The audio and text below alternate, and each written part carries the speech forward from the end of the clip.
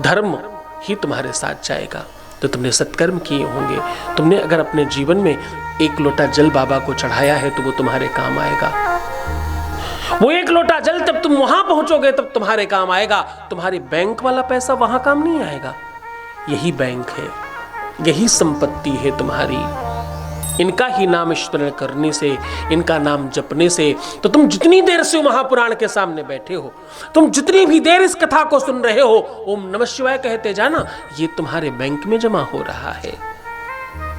इस लोक से उस लोक की यात्रा में अगर कोई चीज सबसे ज्यादा काम आने वाली है तो वो है बाबा की कृपा, बाबा का आशीर्वाद और बाबा की भक्ति काम आने वाली है।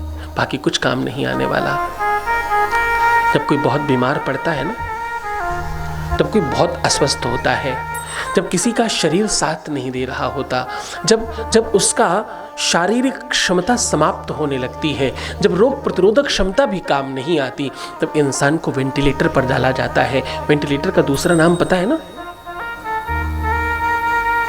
वेंटिलेटर को क्या कहते हैं? वेंटिलेटर को कहते हैं जो कृत्रिम रूप से श्वास धमनी और आपकी नब्ज को चलाता रहे।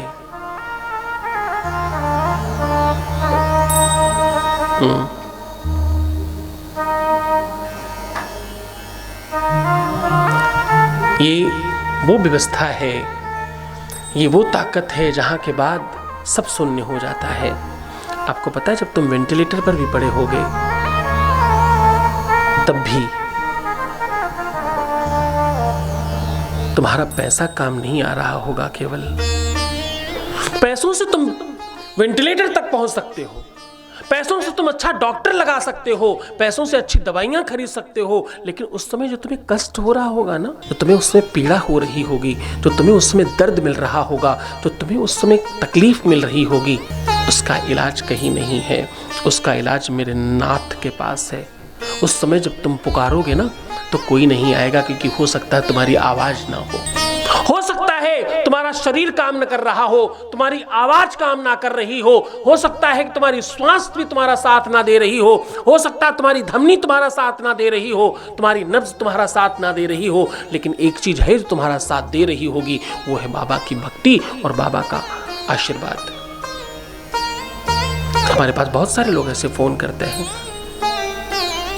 बहुत सारे लोग कथा में आकर सामने खड़े होकर कहते हैं।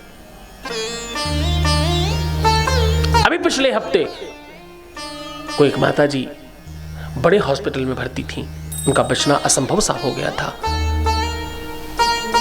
पर उनके बेटे और बहू ने टेलीविजन लगा करके सामने शिव महापुराण सुनाई पूरी की पूरी। उसका प्रताप पता है क्या हुआ? आज वो माता जी अपने घर में है अपने बच्चों के साथ। ये बाबा की कृपा है, ये कृपा मेरे नाथ की है, ये कृपा शिव पुराण की है, ये कथा का की महिमा है।